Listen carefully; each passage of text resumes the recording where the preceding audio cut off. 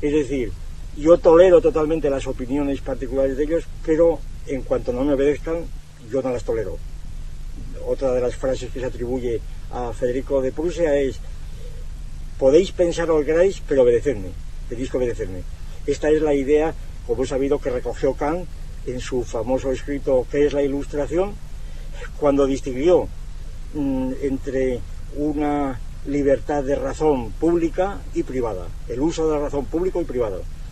Kant defendió también, puesto que era el siglo y su reconocimiento al gran Federico, como le llamó, el siglo del gran Federico, dijo Kant nada menos, puesto que está reconociendo Kant que el uso público de la razón pertenece al soberano y que por tanto él puede prohibir cualquier otra cosa y que únicamente cabe el uso privado de la razón. Actitud esta que es la que indignó completamente a muchos críticos de Kant de aquella época, empezando por Hamann y todo el Sturmdrang y todo aquel movimiento, porque consideraron que Kant era un hombre esencialmente hipócrita, que era un hombre despreciable, por haber pensado que con esa defensa de la libertad en el uso privado, que estaba liberando la humanidad y que estaba más o menos representando la liberación de la humanidad mediante esa tolerancia, cuando esa tolerancia era puramente privada, que servía simplemente para mantener la intolerancia de Federico de Prusia ante las opiniones del liberalismo, tal como el Sturmdrang pues mantenía. Pero así como digo, pues Kant puede ser el emblema de la democracia de segundo género, de instituciones con personas privadas, pues Voltaire podría ser el emblema de la democracia de tercer género, es decir, la democracia entre personas, entre individuos, ¿verdad? Porque Voltaire insistió especialmente en fundar la tolerancia, la idea de tolerancia, en esto. Más o menos la frase es así, todavía más fuerte en forma que Voltaire lo dice. Claro, Voltaire, a mi juicio, es uno de los ejemplos típicos de escritores más superficiales, muy brillantes en sus ejemplos y su forma de exponer, pero absolutamente blandos en cuanto al pensamiento. Es decir, prácticamente no es coherente, no tiene ningún sistema, no, como lo vamos a ver en este caso. Para Voltaire la tolerancia se funda en el hecho de que, dado que vivimos 4 días en la Tierra y que no hacemos más que decirnos necedades unos a otros, pues vamos a tolerarnos las necedades mutuas que decimos unos a otros. Claro, esto suena muy bien, es una trivialización completamente del problema, una cosa intolerable, diríamos, para un pensador, ¿verdad?, que pretenda ser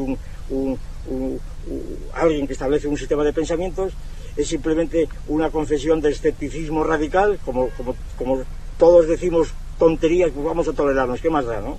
Bien, entonces, pero sin embargo esto define muy bien el ambiente de la tolerancia que se ha ido generalizando en estos días en las sociedades democráticas. La tolerancia entre las prácticas, la libertad, entendida en el sentido que uno puede hacer lo que quiera, con tal que no interfiera en el otro.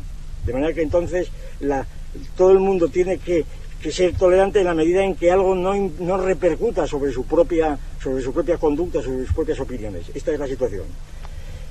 Ahora bien, entonces quiero decir con esto que en principio el tercer género de tolerancia habría que eliminarlo. No cabe la tolerancia porque no hay relaciones de asimetría. Si partimos de igualdad y de equipotencia entre el tolerado y el tolerante, no hay nadie quien tenga que tolerar al otro.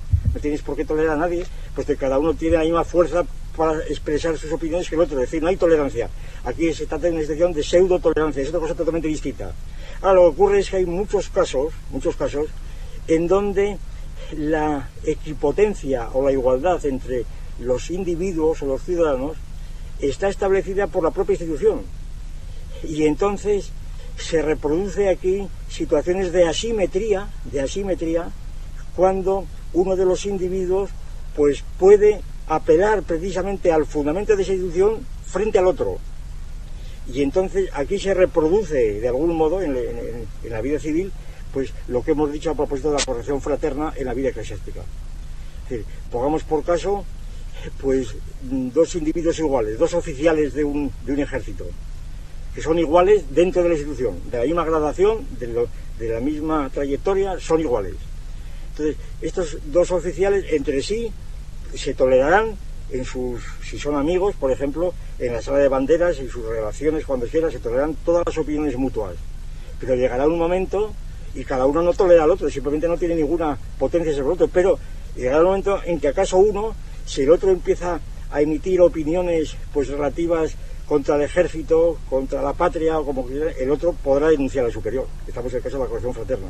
Entonces sí que tolera, sí que le está tolerando, porque está tolerando hasta que no lo denuncia. Es decir, antes de la corrección lo está tolerando, en la corrección, pero cuando viene la denuncia deja de tolerarlo. Es decir, que aquí la tolerancia entre dos iguales pues es también aparente, porque en el fondo, mejor dicho, es real, es aparente el pensar que son iguales. No son iguales porque uno siempre tiene la institución de su mano. Es una situación parecida, se puede quizá reproducir entre la tolerancia entre los matrimonios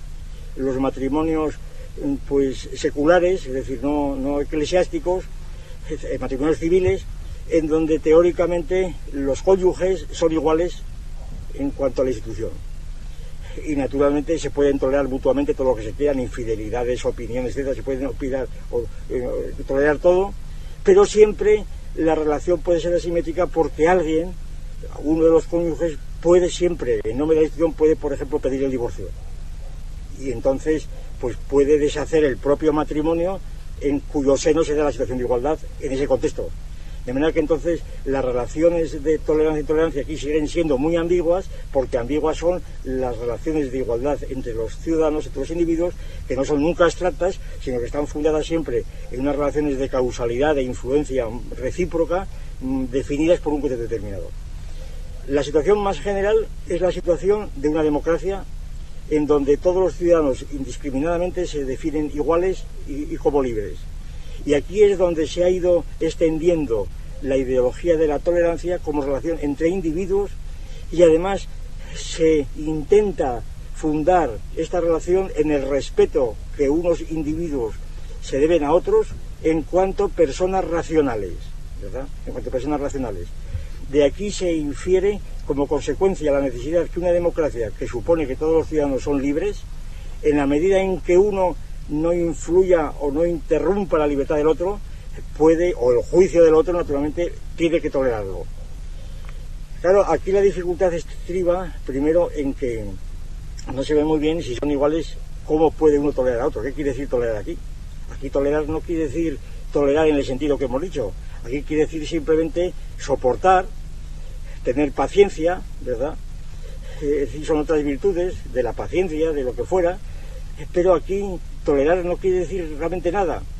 Únicamente se puede querer decir, aplicando el criterio, lo siguiente, que si uno tiene la posibilidad en un momento dado de replicar a quien expone determinadas opiniones o determinadas conductas, de replicarlo, esa propiedad de replicar que uno tiene no la ejerce, es decir, la deja pasar, no la ejerce, pues por razones muy diversas, porque conoce la impotencia de sus propios argumentos en cuanto a la fuerza de convicción, aunque crea que tiene fuerza de cognición, porque cree que de ahí se van a derivar males mayores, por cualquier otra circunstancia.